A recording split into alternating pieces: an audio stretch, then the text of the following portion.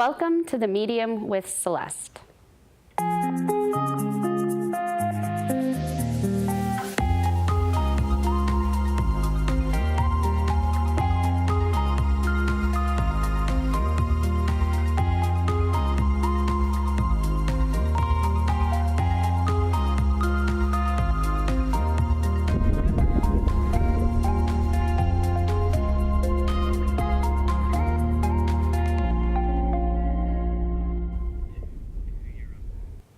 Today's teaching lesson, we're taking outside again to enjoy the beautiful weather that we're having this year. Today I really wanted to talk about a topic that's important to me. The topic is near-death experiences. When I was 8 years old, I had a dream that I was going to be attacked by a dog and that I would die and go to heaven. And I told my mom that when I went to heaven, it looked like the outdoors and everybody was happy. And I told her that I got to watch from the outdoors all of what was happening to me, and that I couldn't go to my cousin's birthday party that day because I was going to be attacked by a dog. And my mother had told me very specifically that I would be fine and that there was going to be no dogs at the restaurant and that I should go. And I was crying because I was pretty sure I was going to die. Fast forward, my mom didn't come pick me up. There was a confusion as to what time the pickup was, and I went to my cousin's. I was attacked by a German Shepherd Husky mix that day and in the hospital for well over a month. They stopped counting the stitches at 2,000. But beyond that, the thing that I remembered the most was being lifted up above my body, and I watched the dog attack me, and I had zero pain. So for someone, going through such trauma, there should be some pain, but I had none. And I distinctly remember hearing, "You have to go back." And then I was back in my body and I walked to the car and went to the hospital with the gentleman who found me.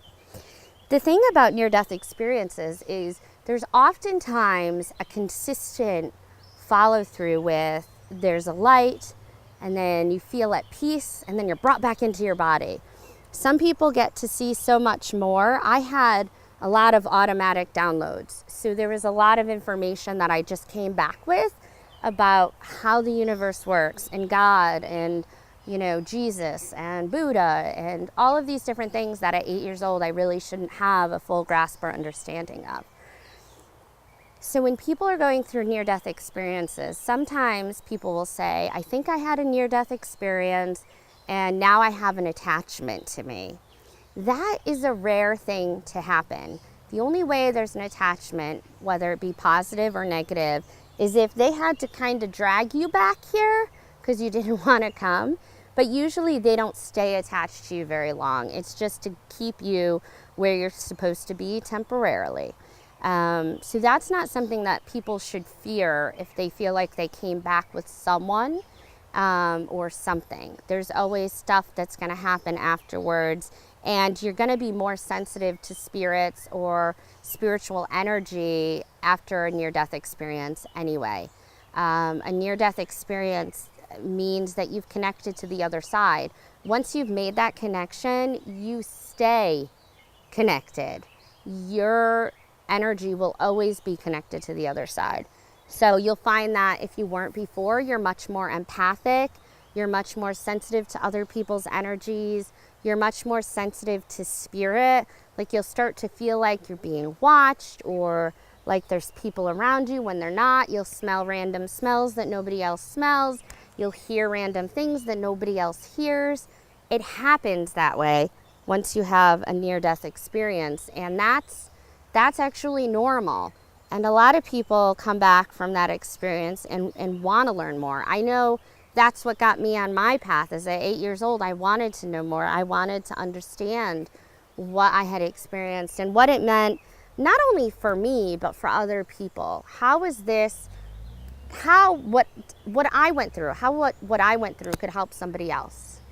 And as you start talking with more and more people who have near-death experiences, it's usually a very touching, emotional moment. If for some reason you had an experience where you nearly died and it was scary, that would be your own fears clouding that experience and making it super scary, because a near-death experience happens for a reason. It's not like an accident that you come back. They want you to have that experience for your own growth and for you to learn new things about your soul, about yourself. Near-death experiences are something that should be beautiful, and you should then take those lessons and make changes in your life. Focus on the beauty and the good and the fact that you are still alive, and trying to make the best of whatever is left for you to use.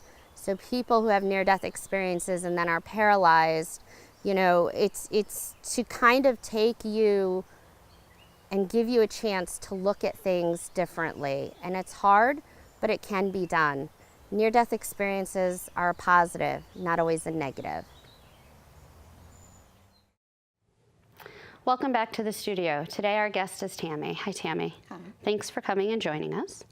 I am going to just take a moment to ground and center and balance, and then we'll connect with your loved ones, okay? Okay.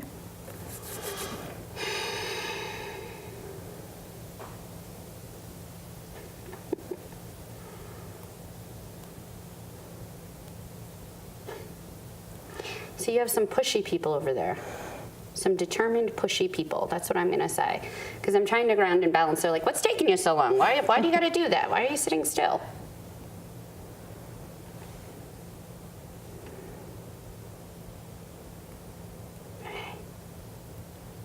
I have a plethora of people over there. It's the best way to say it. I do have family and I do have friends over there who have passed. I don't know who the friends are and how they're connected because I'm not talking to them yet. But I do want to honor them quickly because they don't seem directly connected to you, but more like connected to your circle is how I would put it. But I'm not going to talk to them because there's a lot of them. Not a lot of them, but a lot of people more important than that. Does that make sense? Yes. Okay.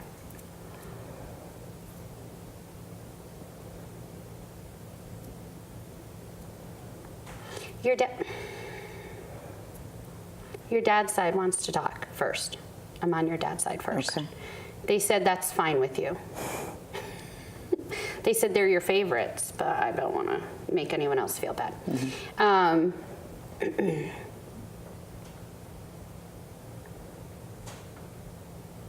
What's your father's name? Dale. Did he pass? He's got a big heart. And I don't mean medically. Yep. Because he's like, that's not why I died. Not a big heart because that's why I died. Just that I have a big heart. That he's very loving, very compassionate. He comes in with a laugh, like he's got this chuckle. I don't know how else to explain it to you, but it's almost like he might chuckle before he tells you something he thinks is funny. Does that make sense? Yes. That's weird. I'm like, wait, I don't even know what I'm saying, but it's funny. I'm assuming it's going to be funny. But he comes in with that, and he comes in with a rather large smile. Like, I feel like he always tried to be happy and portray happiness and bring happiness to others, even if inside he was struggling. Does that make sense? Yes. He seems like a big guy, but I am small. I'm 5 foot. I'm not small, but I'm 5 foot tall. But he seems quite a bit taller than me. I don't know if he was around the 5'8" mark or taller, but he seems somewhere around that for me. I know it's hard because I'm like trying to math, and I don't math well. But he doesn't seem, like when I say big, I don't mean fat. Yeah, he was. Which he wants me to stress. He's like, don't portray me that I'm fat. I'm not fat.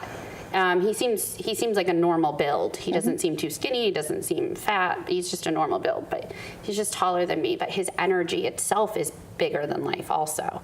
So I need to honor that part of it. Okay. He's like, don't call me fat. I'm not fat. He's funny. He said he had a great head of hair at some point, so I want to honor that. He said he has his hair back, which is important. Was he starting to lose his hair? Yes. He didn't like that, by the way, because he always had a great head of hair prior to that, I guess. He's like, getting old is ridiculous. But he never lost his good looks. Like, I'm not seeing his face aging dramatically, so I need to honor that. Well, he says he didn't lose his good looks, so I'm going to give him that. But I'm not seeing dramatic aging where you're like, man, he's getting old. I don't see any of that with him. That's good.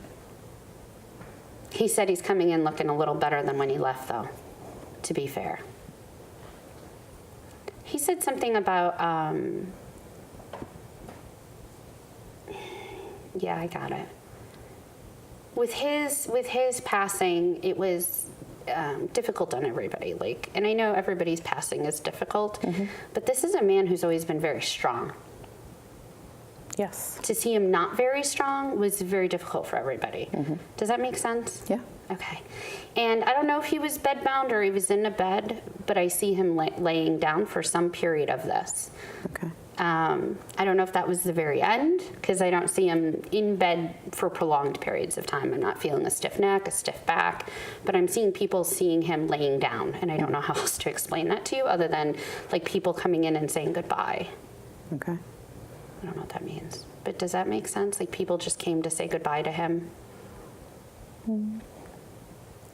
I don't know. Okay.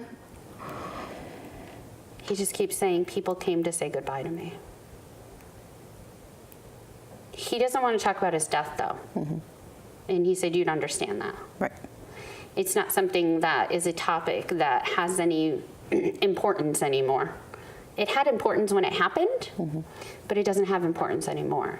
Does that make sense? Yes. And I see like a lot of, I still see like people still talking about him and laughing, and people still have shared the best of him, not the bad. Does that make sense? Yes. Because he claims he had issues. He did. But he goes, but not issues that damaged all my relationships. It broke some of my relationships up, but not all of them. But he said you did love him, Yes. faults and all, and that you saw his faults as his issues, and you didn't let them be a part and make them your issues. Right. Does that make sense? Yes. You're married, Yes. and you like your husband. Yes. He was talking about your husband. And he said, you two have worked really hard to make a good relationship and to make a good foundation in your relationship. And that you two may not always see eye to eye. I do hear you guys occasionally having a little fight or like disagreement, but you guys work really hard to make your relationship what it is, and people don't always see that. Does that make sense? It's a weird way to say it, but he said you guys continue to love, and that's important. Does that make sense? Sure. You're like, sure, I don't want anyone to see anything bad, but he said to me, he's like, keep doing everything you're doing things right. That's the best way to say it. He keeps showing your life.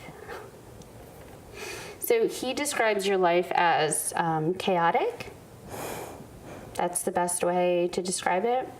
I don't think so there's like, I don't know, that's a reference that only I would probably get. But there's like these concepts of like chaotic and chaotic neutral. Your life seems like a chaotic neutral. Like nothing's bad necessarily going on right now. It's just constant shifting and always running around. And there's just a lot to do. Yes. And not enough hours in the day. It doesn't feel like a bad chaotic where things are falling apart, there's no house, your house went up or anything weird like that. Just day-to-day chaos. Does that make sense? Yep. He talks about your oldest. What's your oldest child's name? Christopher. And he knew him? Yes. And he loves him? Yes. So I need to honor that. And he said Christopher's a good kid. He is.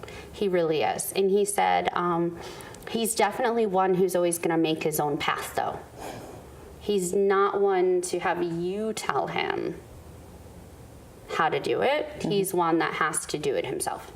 So it's like one of those things like, don't touch the hot burner. He's like, why? And he's like, oh, that hurt, right? Yeah. But he's, again, not a bad kid. It's just that's how he learns. That's how he processes, is by experiencing. So you've learned to kind of, when he comes to you with something, you kind of step back.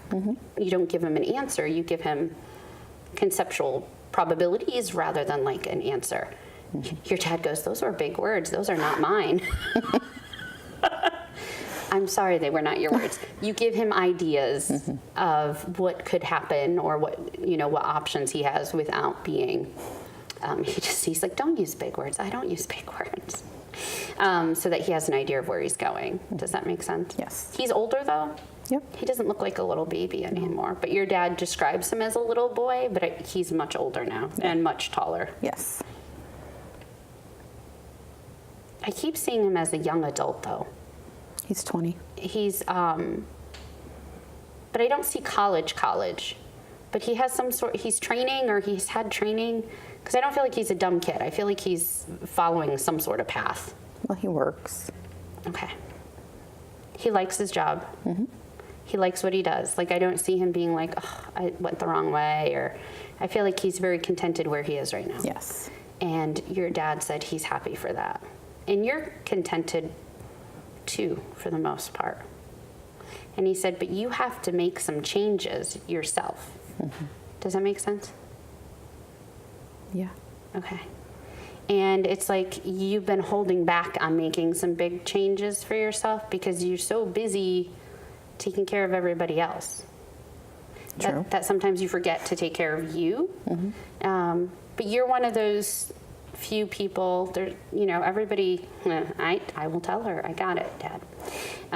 There's a lot of people who are doers and givers and taking care of everybody else. And most of those people end up very drained and miserable and unhappy. But that's the one thing I do see with you is that you do rejuvenate by seeing other people happy by what you do. Does that make sense? Yes. So it's not one of those things where I'm like, you need to stop doing that because you need to rest. I don't think that. I think if you don't do that, you will, what I call slow down, like emotionally, mentally, you'll feel sluggish if you don't do for others. Does that make sense? Yes. Okay. Your dad's a yakker. I apologize. Is there anyone else you wanted to talk to before we move on? Like, do you want me to move on from Dad? Because I think he'll just keep talking. No, it's okay. You don't mind? You could keep talking. Okay. You miss your dad a little bit? Yeah. He goes, no, it's fine if I'm the only one talking. And I'm like, are you sure? Do you have other family who's passed, though? Yes. Okay. Because I keep seeing, there's somebody going, stomping. So who else were you going to talk to? Stomping. My mother passed. Your mom's like, the foot stomping.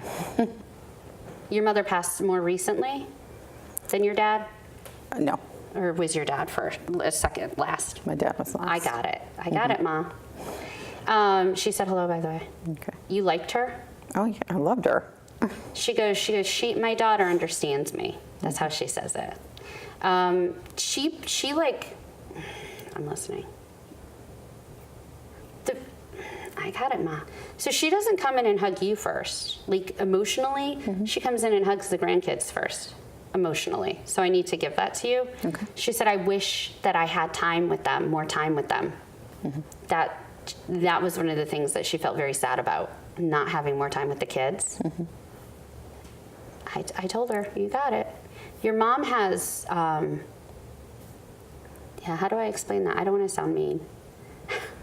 Your mom's a strong woman, but she's got a little bit of a sense of humor. She's got a good sense about her. I don't know how else to explain it to you, other than I would enjoy talking to her. I would enjoy sitting down and talking with your mother. She's a good person. She's got a good heart. Like I feel like sitting down, having a conversation is always interesting and always fun. Does that make sense? Yes. It's a weird way to say it, but your mom's not a boring lady. She's not just gonna sit there and go, cookies, tea.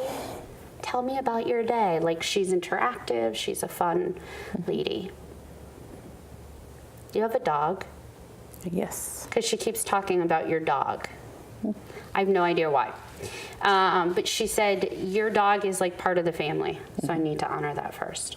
Is your dog pretty energetic or pretty spunky when he was younger, or she? Well, I have two, so one's spunky, yes. One's got the spunky kind of fun, goofy energy. She likes that dog because that dog entertains her when she stops by to visit you in your house. She finds that dog hilarious. You guys may not, but she does. It's a lot of work, huh? Yeah. Do you have siblings? Yes. Because she said, I have other people I love that are my children, so I need to honor that. And she talks about even your husband is like a child. Like, she embraces everybody. So I need to honor that. Is your husband alive? He is, right? And she said something about him needing to take care of his back or having something going on with his back. I don't know what that is. I'm going to pass it along to you. I don't know if he does some sort of laborious job. Can you remind him to bend at the knees? Okay. I'm going to pass it on.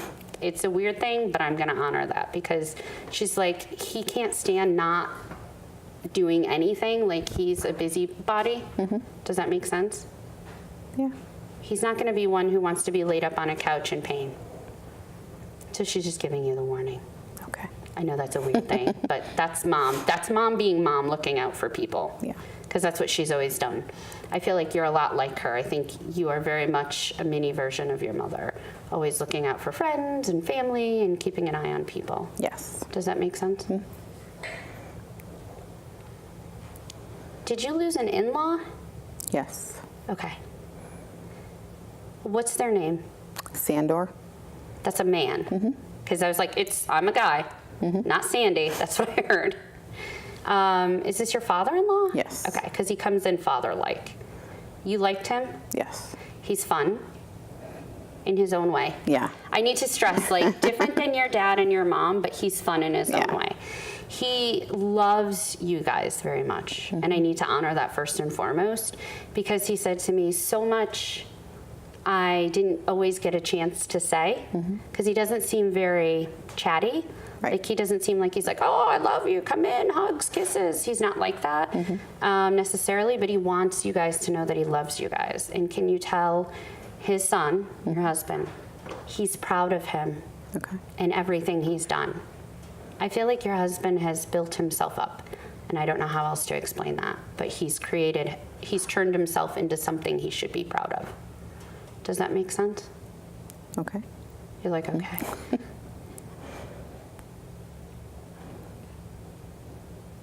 And tell him to keep working at it. Don't stop. Don't ever stop. Whatever that means. Okay. I'm going to give that to you. But your father-in-law said to me to just tell you he appreciates you, because he never got the opportunity. He didn't really, well, I know you had the opportunity. He had the opportunity to say that, but he wasn't, again, one for those sort of words. To say, like, thanks so much, or I appreciate what you've done, but he wants you to know that you were appreciated. Okay. Does that make sense? Yes. And your mother-in-law's still alive? Yes. And you visit her? No. Or you guys keep in touch? Because I feel like, she just seems so sad, though. Is that just her? No, a lot has happened. Okay. Because it feels like things have just fallen out underneath her. And that's the best way I could explain it. He said it's your prerogative whether or not you guys talk to her based on some of the stuff that happened. I don't know what's going on. But he said that's something that I don't want to leave for other people to hear about. Your father-in-law is very private. Yes. So he doesn't want to talk about the stuff that went down. And I respect that, and I feel like you respect that limited vocabulary I just gave you. Very limited vocabulary. Is there anyone else? Because I have someone looking over your shoulder going, come on, seriously. Who? She said if you don't say her name, then she's just going to leave. She's funny. Do you have, she said to me she was part of your friends group a while back. And a while back. I'm going to make you think back. I don't know. Okay. I'm going to honor this. So you're friends with a lot of people you still from high school or from back in the day. She said she was connected to you guys back in the day. And then she moved away, or she went away. Like, I don't feel like you guys kicked her out or anything dramatic like that. But she said to me, I keep seeing a friend standing next to you. Who's your very close friend from back in high school? Carol. Carol would know who this is. She connects over to Carol. I'm just going to give this to you. Tell Carol Okay, I'm going to give this to you. To keep laughing. Okay. I don't know what all that means. But she said, just tell her. An old friend popped in and said, keep laughing. Because I feel like Carol could use a little more of that right now in her life. Does that make sense? Yeah. Okay. So she said, thanks for having her back, or thanks for always being there for Carol. Because I feel like you do try to bring the good or bring the positive back to her. Does that make sense? Yeah. Okay. I know that was weird. She just wanted to pop in. But I'm going to leave you with that. Okay. And thank you for coming. Thank you. Thanks for joining us today. And I hope that the day brings you many messages from Spirit. Remember, our loved ones are always with us. And though we may not hear them in our ears, they're always in our heart. And they'll always give us direction if we stop and take a moment to really listen. I always say our biggest mistake is not to trust our gut, because as soon as we stop listening to our gut, we've stopped listening to them. Thanks again, and we hope to see you here next time.